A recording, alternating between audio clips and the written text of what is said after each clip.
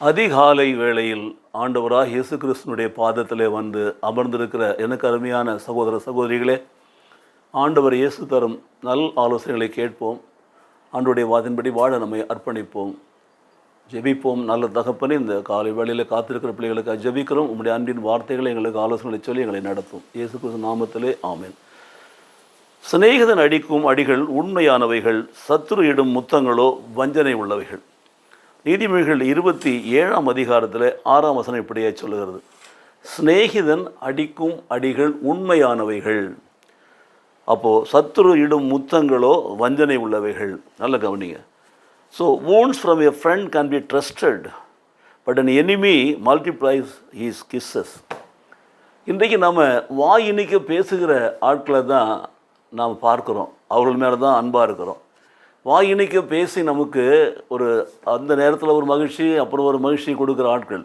ஆனால் அவர்களுடைய அந்த வாய் இனிக்கிற பேச்சு நம்முடைய வாழ்க்கைக்கு பிரயோஜனமாக இருக்கிறதா? நம்முடைய நண்பர்கள், உண்மையான நண்பர்கள், ஆண்டவரை ஏற்றுக்கொண்டு ஆண்டவர் வாழக்கூடிய அப்படிப்பட்ட கிறிஸ்தவ நண்பர்கள், சத்தியத்தின்படி நடக்கிறவர்கள் ஒருவேளை நமக்கு ஆலோசனை சொல்கிற போது பார்த்திங்கன்னா, அவர்கள் சொல்லுகிற அந்த அடிகள், கண்டித்து உணர்த்துகிற காரியங்கள் உண்மையானவைகளாக இருக்கும். இன்றைக்கி நாம் கடிந்து கொள்கிறோம் என்று சொன்னால் பிடிக்க மாட்டேங்குது, நிறைய பேருக்கு பிடிக்க மாட்டேங்குது. As a teacher, as a preacher, as a pastor, I have to do my duty.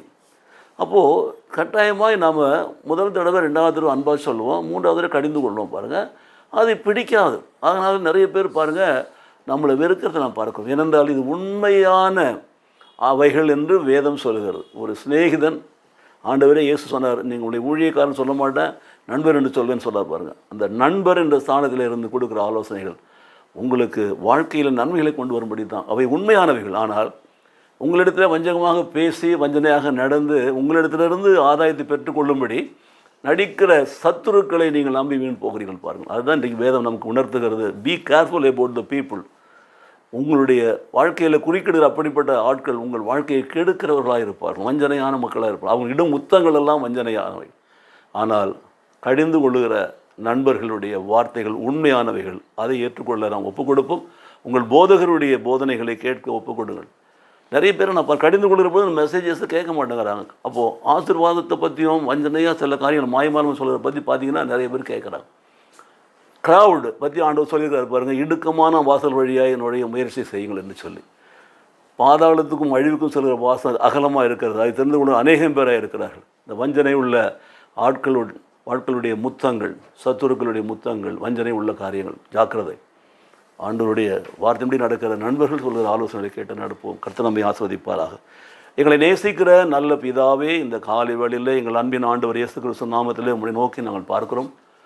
ஆண்டவரே ஸ்தோத்திரம். நண்பன் அடிக்கிற அடிகளெல்லாம் உண்மையானவைகள், சத்து கொடுக்கிற முத்தங்கள் எல்லாம் வஞ்சனை உள்ளன்னு சொல்லி வேதத்தில் வாசிக்கிறோம். இந்த வசனத்தை நாங்கள் கேட்கிற போது எங்கள் வாழ்க்கையில் உண்மையானவைகளை நாங்கள் இனம் கண்டு அதன்படி வாழவும், கடிந்து கொள்கிறதை வெறுக்காமல் அதன்படி நடக்கவும் எங்களை ஆவியாளர் நடத்துவாரா.